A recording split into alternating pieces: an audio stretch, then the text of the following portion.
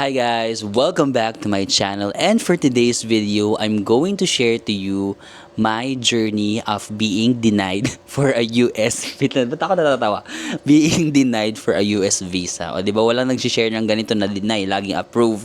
Ako lang yung may ganyan. So today, i-share ko sa inyo kung ano yung sa tingin ko yung reason kung ba't ako na-deny para pwedeng matutunan nyo or maiwasan nyo, no? Actually, it took me a while, to be honest. Pinag-isipan ko muna kung sasabihin ko ba na na-deny ako or i-share ko ba yung journey ko. Kasi actually, nag-apply ako ng US visa months ago pa.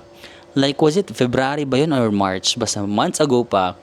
Tapos nung na-deny ako, syempre parang ready na ako na ako talaga ready na ako na i-share. Pero before ko i-share, kinonsult ko muna yung mga friends ko kasi marami akong friends na na-approve. Ako lang yung na-deny sa mga friends ko na iba pang friends na nag-apply. Tapos kinonsult ko sila na parang what if kaya i-share ko din yung journey ko na nang delay. Tapos sabi nila, I know that they're coming from a point of concern. Siguro concern lang sila sa akin na siguro wag muna kasi baka magpagmulan pa yan ng parang bashing or parang i-judge ka pa ng mga tao. Parang gagawa ka lang ng reason para mabash or gagawa ka lang ng reason para ma-judge. So sabi ko, oo nga no. So baka wag na lang muna. Tapos nagsunod-sunod na rin yung mga work trips ko na wala na siya sa isip ko until today na nandito ako sa Batanes at wala masyadong signal.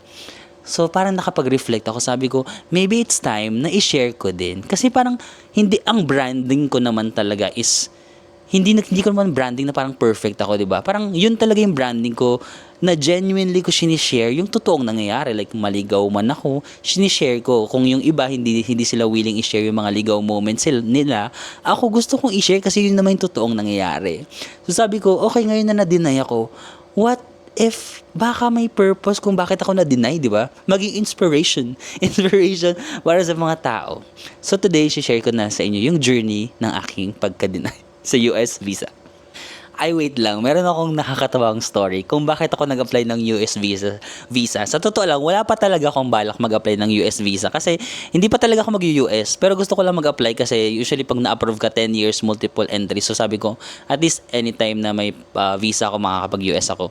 Pero ano ba kung ano yung nag-trigger sa akin na mag-apply? Kasi like last year, hanapin ko nga last year, minessage nila ako sa Instagram na yung US Embassy social media team, minessage nila ako sa Instagram na they're inviting me na i-tour yung parang bagong office nila or bagong ngayon dati kasi isang office lang sila sa may Rojas Boulevard lang, nandun yung biometrics, nandun din yung interview. But this time kasi hiniwalay na nila. Yung interview nasa may Rojas Boulevard pero yung mga biometrics nasa Parcal Mall sa Parañaque. Kaka-start lang yun last year. So last year kasi minessage nila ako. Wait lang. Natatawa ako totoo. Wait lang, hanapin ko lang yung message nila. Ayan, nakikita niyo ba? So, ito yung Instagram account nila, no? US Embassy PH. So, naka-check yan. May blue check. So, verified. They have like 39,000 followers. Ayan. Tapos, pina-follow din siya ng ibang friends ko. So, yun yung account nila. So, tagtuloy sa message. So, ayan. Naglo-loading lang. Ayan. So, ayun pala September 12, 2024. Nag-message sila, sabi niya, "Hello and good morning from the US Embassy in the Philippines social media team. We wanted to kindly follow up regarding the email invitation we sent on Monday for event on September 26 related to the US Embassy new visa application center was sent from the email, ganyan-ganyan. Tapos we greatly appreciate your time." Kasi hindi kasi ako available yan. So sabi ko, "Hello, sorry I overlooked the email. I have a trip on this date so I won't be able to attend the event. I appreciate," ganun. Tapos sabi nila na, "God bless Marvin, thank you. Hope you can join in the future engagement." So sabi ko, okay, ganyan yan. So, kaya na-open yung mind ko na mag-apply for a US visa. Kasi nga, nung nag-email sila sa akin yan na marang may bagong process, sabi ko, hala, interesting, may bagong process yung pag-apply ng US visa. Tapos parang na-notice pa nila tayo. So sabi ko, ala, kilala ako ng social media team nila. So, nag-expect talaga ako na parang, okay to, para mabilis tayo ma-approve kasi kilala ako ng social media team. So, ayun. Basically, yun yung parang nag-trigger sa akin. Tapos nagkaroon kasi ako ng mga trip. Tapos para mga February 2025, doon ako nagkaroon ng free time. Kasi naalala ko after yun ng Europe ko. Tapos sabi ko magpapahinga ako ng 1 month after Europe. Tapos wala akong ginagawa sa bahay. Parang sabi ko, ang gagawin ko sa life. Tapos bigla ako naisip, mag-apply kaya ako ng US visa. Total wala akong ginagawa sa life. So nag-ayos ako ng requirements, blah blah blah. So parang summary lang kung paano ako nag-apply. Siyempre, mag-fill out ka muna ng application form online. Bawal ang walk-in, guys. You have to fill out muna online. Tapos ngayon nga, dati, pwede mo makita kung ano yung available date ng interview, di ba? Parang, pwede mong ma-check kung ano yung date na may bakante. Ngayon, guys, iba na. Sa visa application ngayon, kailangan mo muna magbayad. Tsaka mo lang makikita kung kailan yung available dates for biometrics and interview. So, ngayon talaga, wala kang choice. Kung gusto mo mag-apply ng US visa, bayad talaga muna agad. Hindi yung parang check mo muna yung schedule mo, ganun. Ngayon talaga, kailangan mo magbayad. So, nagbayad ako mga around 11,000 pa naman, non-refundable. Nagbayad ako ng mga around 10,000 plus, almost 11,000 non-refundable para lang makapag-apply. So, after na noon, na-fill out ko na lahat ng information ko, namili na ako ng aking date. So, nagbibili ako ng date ng biometrics sa Parcal Mall, tas ang interview sa May Rojas Boulevard. So, okay na. Nagawa ko na yung mga biometrics. Walang problema dun sa biometrics na part ko. Basta nagawa ko yung lahat.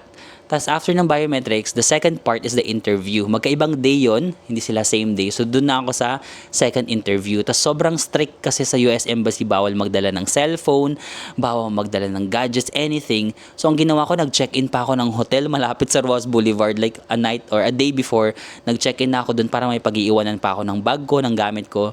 Para pag naglakad ako pamuntang US Embassy, like wala akong dalasin, yung envelope lang ng mga requirements ko lang. So ito na nga. Come na sa day na ng interview. Dito interview day, dito mo na malalaman kung nakapasa ka ba or hindi. So, during the interview day, as in wala talaga akong kakaba-kaba. To be honest, wala akong kakaba-kaba kasi feeling ko, gusto ko nga minsan may interview kapag mga visa kasi parang feeling ko mas na-explain ko yung sarili ko kapag may interview. And hindi rin kasi ako takot na makipag-usap, makipagsalita. Especially sa trabaho ko, like before, nag-corporate job ako, for more than 10 years, ang client ko talaga, US tsaka Australian account. So, lahat ng mga interview ko sa trabaho, syempre, initial interview, HR sa Manila, Philippines, pero yung final interview, lagi yan mga taga-US or taga-Australia, minsan nga panel interview pa. So, parang, bida-bida ako pag mga ganyan.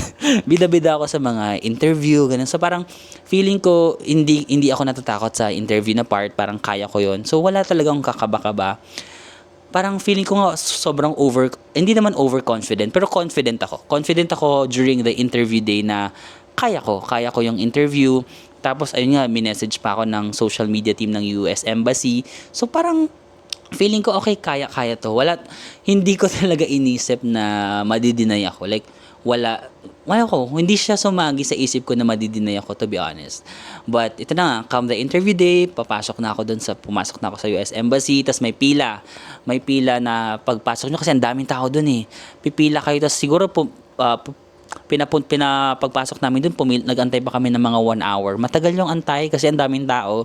So, pumila kami ng 1 hour. Tapos, after nun, pinatayo na kami. Tapos, papasok na kayo dun sa interview room.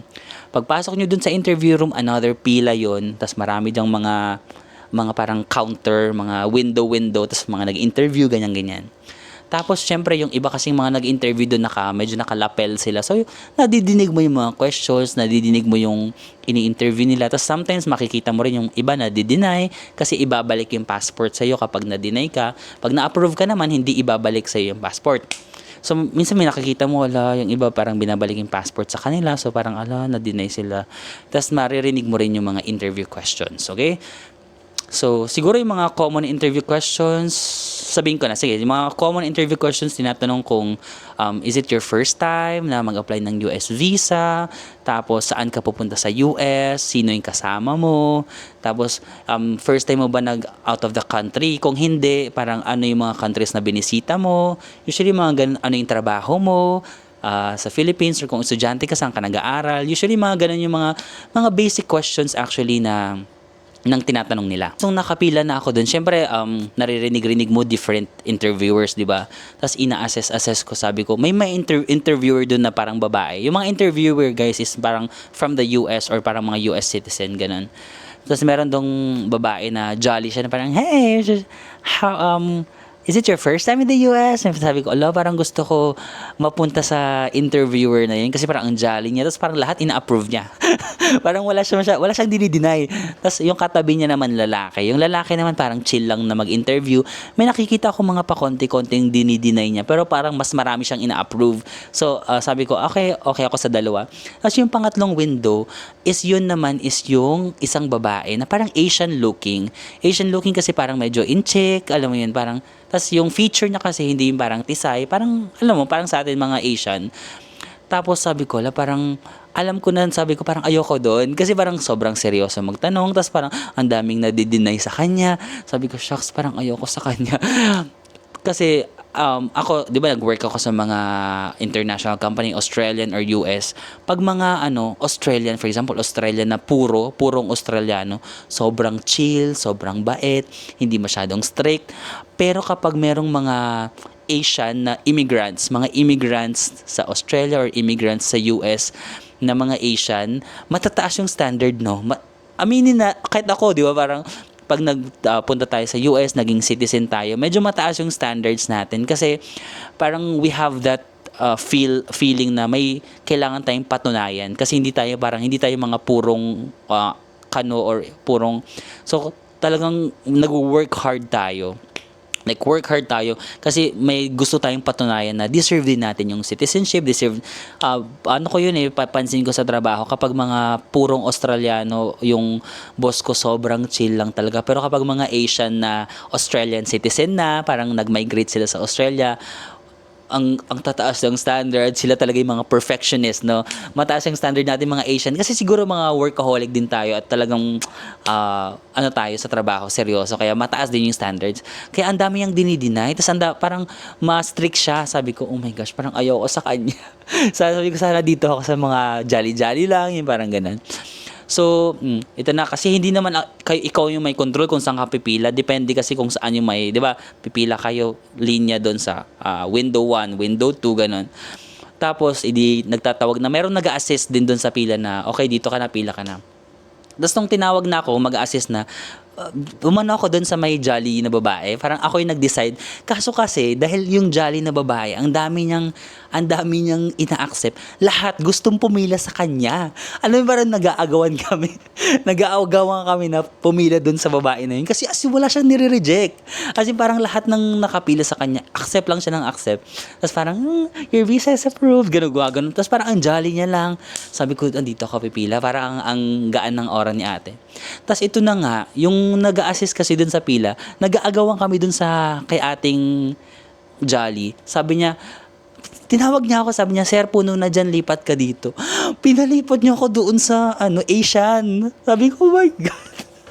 Sabi ko, doon pa lang medyo imbis na wala akong kakaba-kaba, sabi ko, medyo kinabahan ako ng konti. Para tinanay ko na mag-calm down kasi hindi pa naman agad-agad ikaw i-interviewin. So, meron pa actually yung katapat ko estudyante. So, nauna muna siya, tapos pinakikinggan ko muna yung mga ini-interview niya. May mga pinapasa naman siya, pero meron din siya mga dinideny. Sabi ko, oh my God, sige, laban to. Kalma, Marvin, baby, kalma. Kaya mo yan. Kasi parang feeling ko naman nga, sanay naman ako makipag-usap sa mga ibang lahi din kasi dahil sa trabaho ko dati. So sabi ko, kaya ko to. Tapos yung sa harap ko, estudyante siya, tapos naririnig ko yung tanong sa kanya like, where are you studying, ganyan, tapos what are you gonna do in the US, tapos sabi nung parang magbabakasyon lang siya, sino yung kasama mo, tapos sabi niya kasama niya daw yung parang parents niya, ganyan. So, tapos na-approve yung estudyante, sabi ko, uy, na-approve yung estudyante. So, parang feeling ko, kung yung estudyante nga na-approve, for sure, i-approve din ako, parang ganun. So, it's my turn. It's my turn to shine na. So, pasok na ako dun sa sa counter. Parang, maganda pa yung greetings ko. Kasi umaga, sabi, good morning. Tapos, parang smiley pa ako. Tapos, hindi ko pa naaabot yung passport ko. Sabi niya, so, where are you currently studying? Sabi ko, no, hindi mo nga chine-check yung passport ko. Sabi ko, sorry, I already graduated. Parang, baka akala niya mag-friend kami nung kong estudyante. Sabi ko na, sorry, I already graduated. Sabi ko, I'm already working. Tapos sabi niya, tapos kinuha niya. Tapos ito yung mga tanong niya sa akin.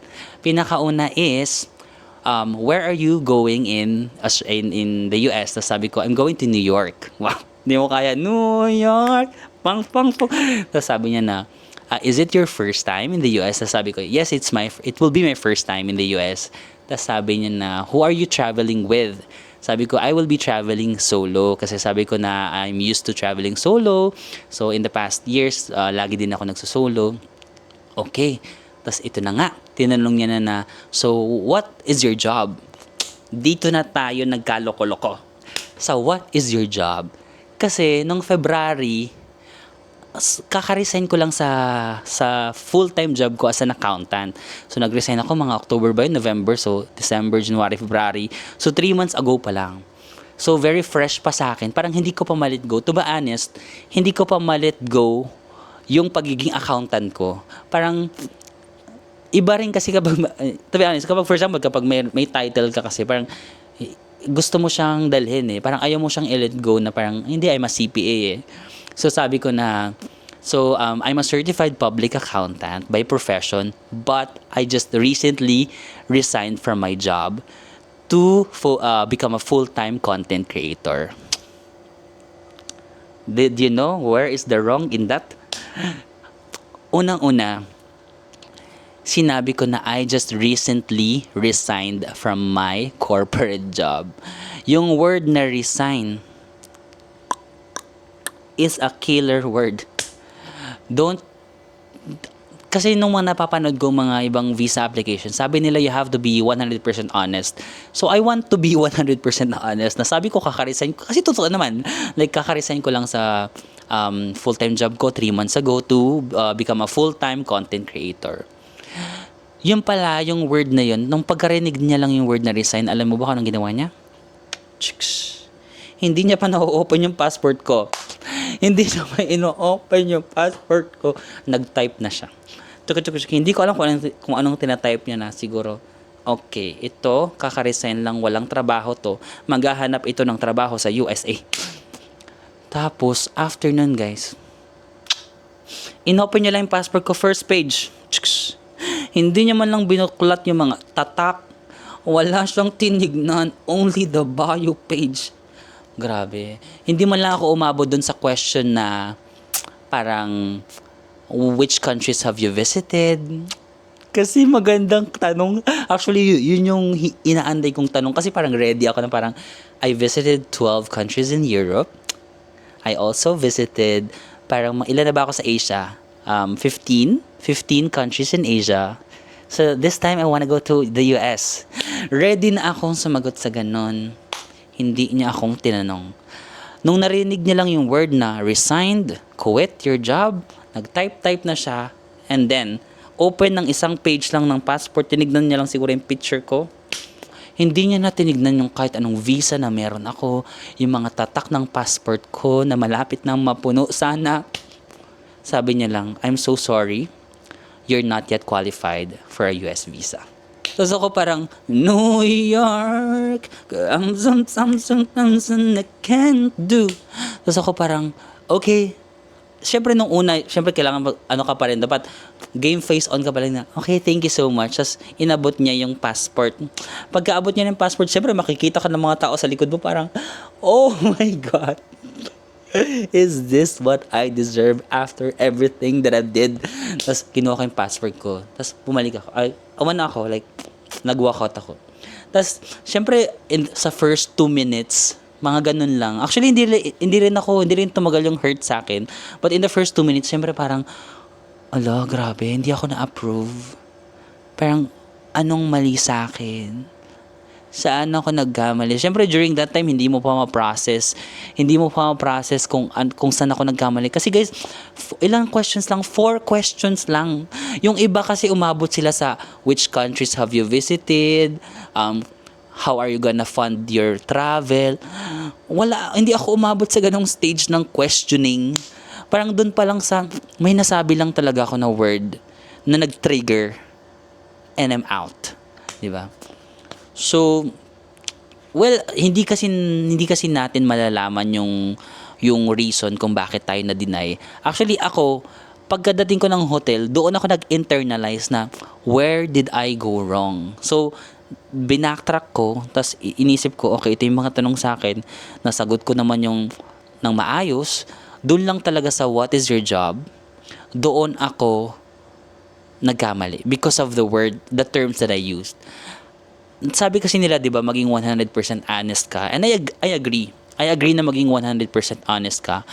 Pero kung meron kang mga sasabihin na feeling mo it will give doubt to the visa office or the embassy, the visa officer, maybe don't say it na lang or construct it differently. Huwag kang mag-use ng mga words na I resigned, wala akong trabaho ngayon.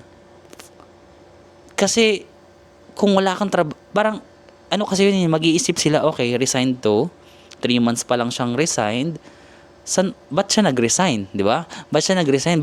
Baka ang isipin ng embassy, nag-resign ako 3 months ago, tas 3 months pa lang akong content creator. Baka yun yung inisip na parang, bigla ako nag-shift ng career 3 months ago pala. Pero ang tagal ko na pong content creator. By the way, like 2018 pa lang ako nag-YouTube.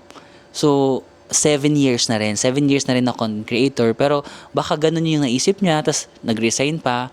So, magkakaroon kasi sila ng doubt na, anong gagawin mo sa US? Anong gagawin mo sa US na nag-quit ka? Parang ganun. Feeling ko doon ako again, hindi ko ma-verify. Kasi hindi naman natin malalaman yung exact reason kung bakit tayo madi-deny. Again, visa is a privilege, no, na binibigay ng embassy. It's not a right. So, wala tayong anong term? Inaano ko yung term? Wala tayong karapatan na i-push kung hindi ibigay sa iyo kasi it's a privilege na binibigay sa iyo and sila lang yung may karapatan based sa different criteria, sa different standards. Pero ako, feeling ko, doon ako sa part na yun nagkamali. Siyempre nakakapanghinayang kasi alam ko naman sa sarili ko na wala akong balak magtrabaho sa US, diba? Parang I'm happy with what I'm doing currently and wala pa sa mga plans ko na or currently na para magtrabaho sa US or maghanap ng trabaho doon. And feeling ko naman yung bank account ko rin is enough para ma-fund sana yung aking trip to the US and also yung aking mga travel history, no, and yung other visas na nag-grant sa akin. Parang hindi naman sa pag-aano pero parang feeling ko naman sana qualified ako, 'di ba? Sana qualified ako for the US visa. Tapos yung estudyante nga sa harap ko, 'di ba? Student pa siya pero nag-grant na siya. So parang somehow ako kung akong mag-isip lang ako, parang feeling ko parang ano ko naman, like qualified naman ako. But again, hindi natin malalaman, hindi natin alam kung ano ba yung reason ba't ako na-deny. But I just wanna share to you guys. I just wanna share to you kasi may mga nagme-message din sa akin na na-deny daw sila ng US visa and some of them are really really sad. And siguro I also just want to share this to you guys that you're not alone, na hindi talaga sa lahat ng bagay is nananalo tayo, di ba? Hindi lahat ng gusto natin, nakukuha natin.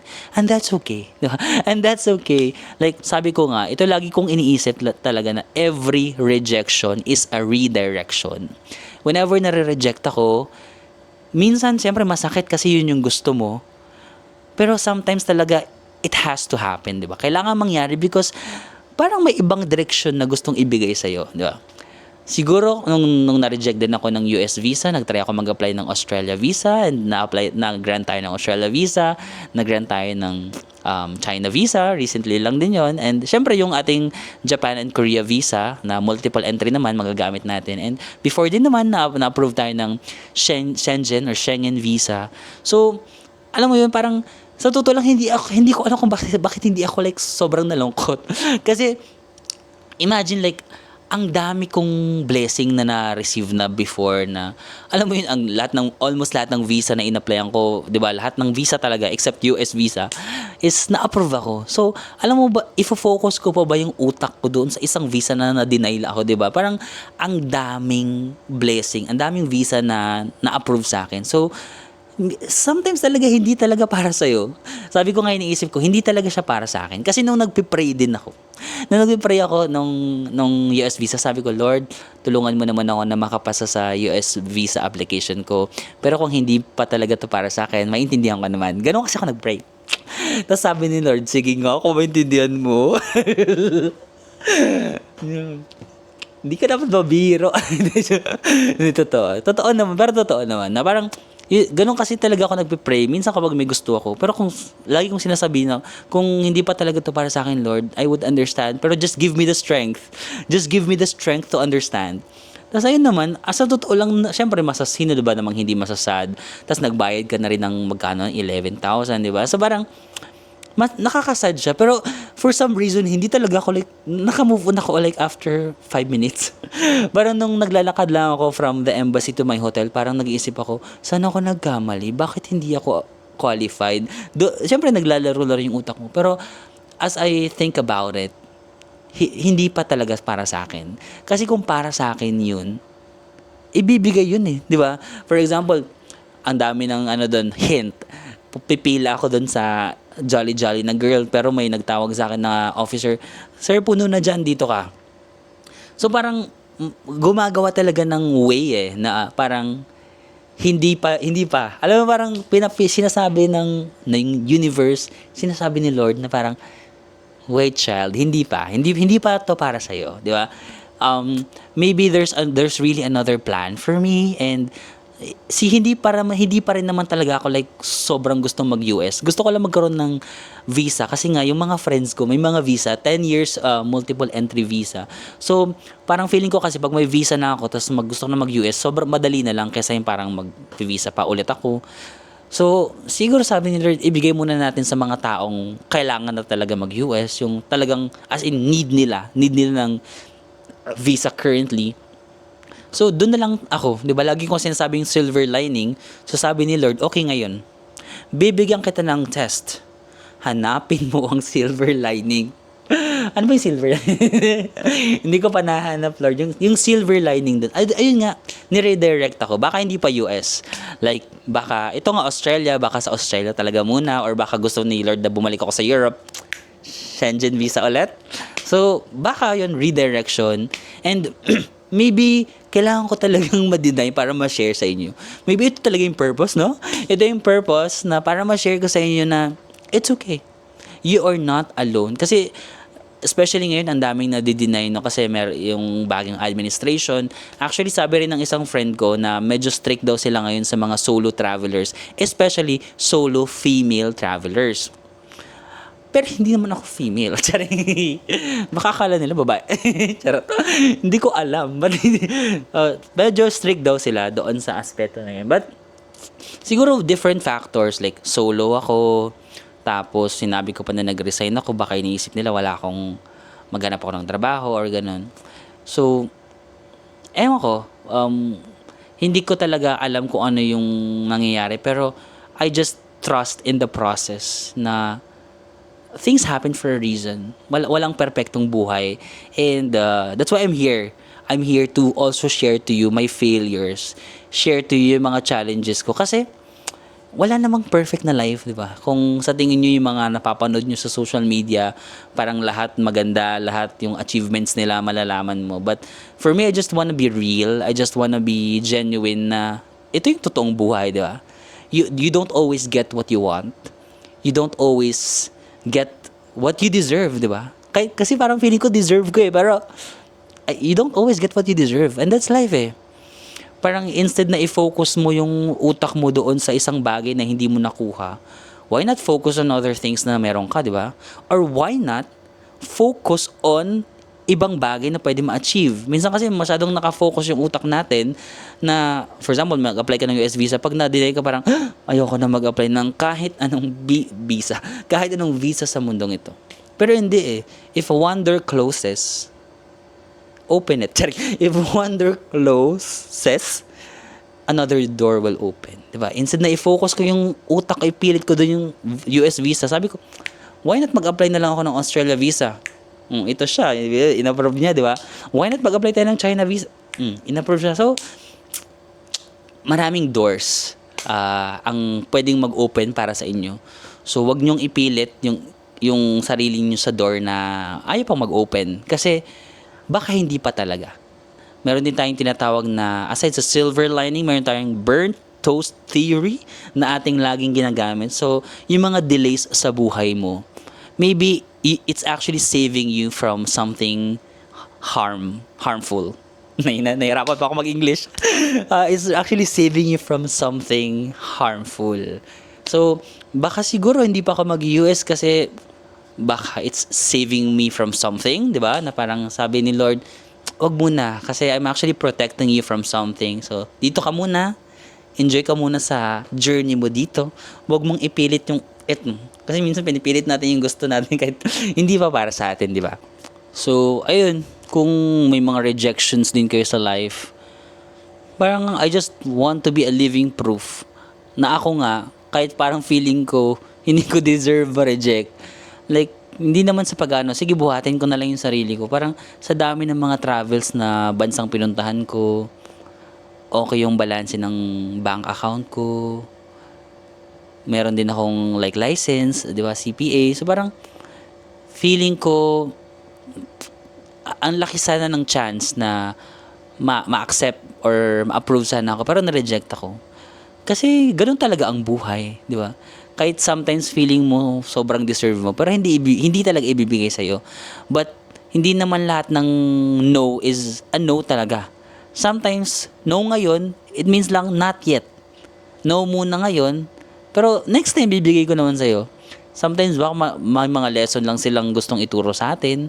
Siguro kasi ako, I was also super confident na as in never in my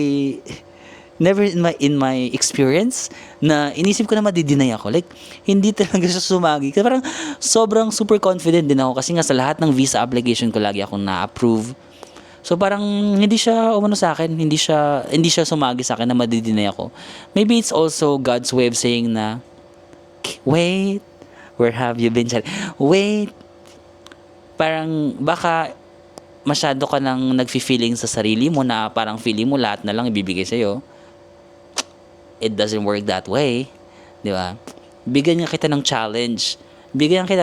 I-deny nga kita. Kung totoo yung sinasabi mong you will understand, no? Kung magigiba ka ba. Pero siguro, ewan ko, like, mas finocus ko na lang talaga yung utak ko doon sa mga blessings na meron ako. Grabe. Like, I mean, kung may mga, yung utak nyo nakafocus dun sa mga hindi nyo na-achieve na bagay, try nyo i-divert yung utak nyo sa mga na-achieve nyo, sa mga meron kayo ngayon. Mapapasabi kayo na, ay, small thing lang pala yung nawala sa akin. Like, grabe yung blessings na meron ka. At bakit mo i-focus? Hindi ma-define ng isang decision ang iyong value, di ba? I think, siguro meron silang mga nakita sa'yo na hindi ka pa qualified. Pero alam mo na naman sa sarili mo yun. Like, kung secured ka sa sarili mo and you know yourself, you know what you deserve. You know your value. Dapat hindi mo i-depend yung iyong value sa kung ano yung tingin ng ibang tao sa'yo, yung decision nila. Kaya nga sabi ko, share ko to, even though some of my friends are telling me na wag na, baka kung ano pang masabi sa'yo, di ba? Kasi syempre, travel vlogger, tapos biglang, na-deny. Pero ako kasi parang, hindi ko ikinababa. I mean, parang hindi ko siya iniisip na ikinababa ko kasi, it's the reality of life eh. Di ba? Hindi naman lahat ng gusto mo na-achieve mo. Kasi actually, itong pagka-deny ko, shinare ko, ako pa yung nag-share sa mga friends ko nito kasi yung mga friends ko nga na-approve. Tapos sabi ko, uy, na-deny ako sa US visa. Oh, tapos lahat sila nagulat kasi nga kung baga sa friends na yung mga friends ko out of all na ma-deny hindi na naiisipin na ako, di ba? ikaw yung pinakagala, ikaw yung pinakalaging, alam mo yun. Tapos shinare ko rin to sa mga content creator friends ko, yung mga lagi ko nakasama sa mga work trip. Pag nag-uusap-usap kami, uy, alam nyo ba na deny ako sa US visa? Like, hindi ako natatakot na i-share siya kasi anong nakakatakot dun, di ba? Parang mas siguro yung mga friends ko, concerned sila sa magiging opinion ng outside world na hindi nakakilala sa akin. Pero yung mga nakakilala sa akin ng mga friends ko, hindi ako natatakot na i-share sa kanila. Kasi nga, yung iba nga kasi mag-a-apply din sila ng US visa, natatakot na sila. Parang nakakatakot naman na deny ka. Sabi ko nga, huwag kayong matakot. Kasi iba-iba tayo ng kwento. Yung kwento ko, hindi naman kagaya ng kwento nyo. Siguro what could have I done better kung uulitin ko yung situation, mas nag-focus na lang ako na I'm a content creator instead of sinabi ko na nag-resign ako. Like, pwede kong i-position yung sarili ko na I'm a full-time content creator and I've been doing contents in the last 7 years. Mas malakas yun eh. Mas malakas yun na parang 7 years ka nang nagko-content creator, tapos ito yung mga bansang nabisita mo, meaning may capacity ka, di ba? Parang sa mata ng visa officer, may capacity to kasi nagko-content creator, tapos ang dami nang napuntahan na bansa. Instead of parang nagpaligoy-ligoy pa ako kasi natatakot akong bitawan yung pagiging CPA sa akin na parang I quit, may mga pagganong-ganon pa ako na parang I quit my job 3 months ago, parang I could have expressed it differently, di ba? Pwede mo namang sabihin na content, nag-focus na lang ako doon sa content creator card. Kasi, for example, sa Australia na approve naman ako, sa China na approve naman ako. Pero, ayun nga kasi, nung kaka-resign ko lang, natatakot pa akong itanggalin yun. Siyempre, medyo risky kasi yung content creator, parang hindi pa ako ganun ka-confident. Pero, pwede pala siya. Like, it's a job. It's a decent job naman. And totoo naman na content creator ka, pwede mong maipakita yung mga social media accounts mo, like contract with the brands and stuff like that, yung bank statement mo. But yun, ito yun yung parang pwede kong magawa differently. But again, you can be honest naman, pero siguro wag na lang kayong gamit ng mga words na mag-aano sa kanila ng magbibigay ng doubt sa mga interviewer. Yeah, yun lamang guys. I hope naman na hindi kayo ma-discourage, no. I still encourage you to apply. Ako nga yung iba ko mga friends na sabi ko, go, apply kayo. Kasi iba-iba naman yung story natin. Ako kasi talaga, feeling ko doon sa parang kaka-resign ko lang. But kung for example, matagal ka nang nagtatrabaho, parang mapuprove mo na may stable work ka, and then kaya mo naman talagang, hindi ka naman talaga hahanap ng trabaho sa US, like pure naman yung iyong intention na gusto mo lang magbakasyon, go. Marami pa rin namang na-approve. Pero may mga ilan talaga na nadi-deny talaga. But I hope na hindi kayo ma-discourage na mag-apply pa rin kasi marami pa rin akong kilala na na-approve, no. Kanya-kanyang timing lang talaga. Minsan ibibigay sa'yo, minsan hindi. But, ayun lang. And then, try ko ulit siguro mag-apply maybe next year. Ayoko naman na agad-agad mag-apply kasi baka isipin naman na G ako mag-US, di ba? Although, syempre, naisip ko rin mag-US next year. Sana, ma-approve tayo next year. Try ko mag-apply ulit. And then, doon pala sa social media team ng US Embassy baka. Yung, syempre iba-iba kasi yung department sila na may mga social media department, tapos yung mga nag-i-interview. Feeling ko yung social media department nila baka Pilipino, baka taga Pilipinas, pero yung mga nag-i-interview syempre yung mga taga US kasi yun. Pero baka naman yung social media team ng US Embassy, baka naman pakalabit naman yung mga nag-interview na, uy, ayan si Marvin Samako, nagta-travel yan, hindi yan magtatrabaho sa US, babalik yan dito. Baka naman. Joke lang. Baka hindi niya ako i-invite ng US Embassy. Pero salamat sa pag-invite sa inyo sa akin ha. Sana next time i-invite niyo ako. Pero aside sa pag-invite, baka naman i-approve niyo din ako. Wag lang invite. But anyway, happy naman ako na na-notice tayo ng social media team nila, no. But yeah, hopefully ita-try natin ulit na mag-apply next year. Sana ma-approve tayo. Kasi hindi pa rin naman talaga kasya ng schedule ko this year na mag-US. But next year sana, di ba? So sa mga nag-request din ng mga US vlogs ko, maybe not yet this year. Parang ayoko kasi mag-apply ulit this year kasi baka isipin nila, kaka-apply mo lang like. Pero I think pwede ka mag-re-apply after 3 months. If I'm not mistaken, kung hindi 3 months, 6 months, pwede ka mag-re-apply. But maybe next year na ako mag-apply kung as in pupunta na, gusto ko nang pumunta. Kasi ngayon hindi pa naman talaga, wala pa akong plano. But yun lang, I just wanna share to you my journey. Ito lang yung very raw vlog of sharing my journey. And yeah, sana kapag mag-apply kayo is ma-approve kayo. For sure, ma-approve naman kayo kung talagang, hindi pala, for sure. Depende rin. Ipagdasal nyo. Siyempre kailangan samahan nyo rin ng dasal at sana doon kayo magpa-interview sa mga Jolly. Kapag tinawag kayo ng visa officer na pila kayo dito, huwag kayong makikinig, magbingi-bingi. Charot lang. Maraming salamat ulit and I'll see you again on the next one. Bye-bye!